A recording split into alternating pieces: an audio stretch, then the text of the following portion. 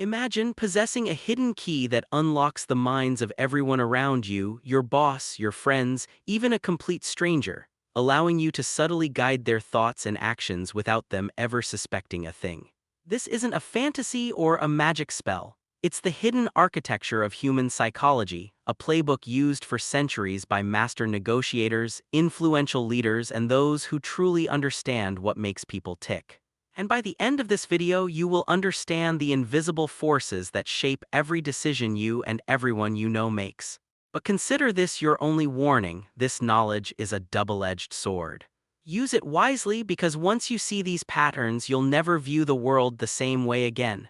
Let's begin with the first mechanism, the forbidden fruit principle. There's a fundamental truth about human nature. We are instinctively drawn to what we are told we cannot have. This isn't just about curiosity, it's a deep-seated psychological trigger of reverse psychology that you can learn to use with surgical precision. Think about it. If someone whispers, "Whatever you do, don't look down," what's the very first thing your mind screams at you to do? It's an almost irresistible pull. This is the core of it. You're not issuing a direct command. You're planting a seed that grows into the exact action you desire. Consider this scenario: you need a colleague's help on a project. A direct request might be met with hesitation or a polite excuse. But what if you frame it differently? What if you simply say, "I was thinking of asking for your help on this, but honestly, it's a bit complex. I'm not sure it's really your kind of challenge." Notice what just happened. You didn't ask. You planted a seed of doubt in their own ability. Their ego, now quietly provoked, will likely compel them to prove you wrong. They'll want to demonstrate they are more than capable, and in doing so, they will eagerly do the very thing you wanted them to do. You haven't forced them; they are now acting on their own internal motivation, a motivation you subtly ignited. This is the art of influencing without asking. Influence isn't about forcing a door, it's about guiding someone to the key. Our next principle is the art of curated choice. We all like to believe we are independent thinkers making our own free decisions, but true influence isn't about taking that freedom away. It's about designing the menu from which they choose. The real power lies not in forcing a decision, but in framing the options. Imagine you want a friend to join you for a meal. If you just ask, "Want to go out to eat?" they might say no, but if you ask, "Would you prefer to try that new Italian place or the sushi spot?" the question has changed. The choice is no longer about going or not going. The choice is about where to go. They feel empowered because they made a selection, but you've already guaranteed the outcome you wanted. This is the framework used by everyone from skilled politicians to savvy marketers. Buy one, get one, or buy two and save 20%. You feel you're making the best choice for yourself, but the only real choice is which offer to accept. Remember, people often crave a sense of control, not absolute freedom. Master the options and you master the outcome. But what happens when logic and emotion collide? That's where our next technique lives. The third principle is the lever of unspoken expectation. Guilt is an incredibly powerful, often paralyzing emotion. People rarely respond well to direct force, but they will go to great lengths to resolve a feeling of guilt. This isn't about manipulation through accusation, it's about creating a mirror for their own conscience. Let's say a friend repeatedly cancels plans. Confronting them directly might make them defensive and create distance. Instead, you could simply say with genuine calm, "It's okay, I understand, I know you're busy, and if I were a priority, you'd make the time." There's no anger, no blame, you've just held up a mirror. The discomfort they feel now isn't your anger, it's their own guilt reflecting back at them.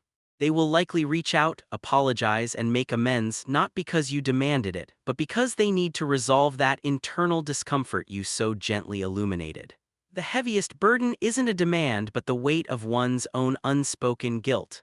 The fourth principle is the emotional takeover. It's a well-documented fact: humans are not the purely logical creatures we imagine ourselves to be.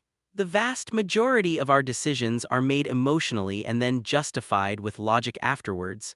The person who can tap into another's emotions holds the reins to their mind. This is the emotional takeover. Think of a powerful speaker. They don't lead with a list of facts and figures. They lead with a story that evokes fear, hope, or pride. In that heightened emotional state, your critical thinking takes a backseat. You might make a decision to support a cause, to trust a person based on a fleeting feeling, a feeling that was deliberately evoked. In that moment, you are not deciding with your mind, you are deciding with their emotion. If you want to influence someone's mind, first understand their emotional state. People may forget what you said, but they will never forget how you made them feel. Create the feeling, and the decision will follow. And finally, we arrive at the most potent and perhaps the most difficult tool of all. The fifth and final principle is the dominion of silence. We often equate power with eloquence, with being the loudest voice in the room. But psychology reveals a different truth. True power often lies in the one who listens. Think back to a time you made a mistake as a child. A parent who yelled might have startled you. But a parent who simply looked at you in disappointed silence? That silence was deafening. It was a void your own mind filled with 1,000 anxious thoughts. This is the dominion of silence. When you stop talking, the other person's internal monologue kicks into overdrive. They become uncomfortable, they feel the need to fill the gap, to explain, to justify.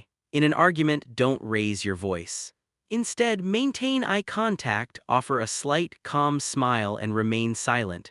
Your opponent's own words will begin to feel weak and insufficient to them. They will start to doubt their own points. Silence amplifies your presence. In a world of constant noise, the person who is comfortable with silence is the one who commands the room. To truly be heard, learn when to be quiet. Master these principles and you will begin to understand the profound depth of human interaction. This knowledge is a tool, and like any tool, its impact depends entirely on the hand that wields it. If this exploration of the mind has offered you a new perspective, please take a moment to support the Winds of Thought by liking this video. It helps us continue to create content that challenges and expands your understanding. And now, the real work begins. The next 7 days are an opportunity to apply just one of these principles and observe the shift in your own interactions. For a deeper dive into a structured path for this journey, I've laid out a complete roadmap right here on the screen. Click to continue the exploration. I'll see you there.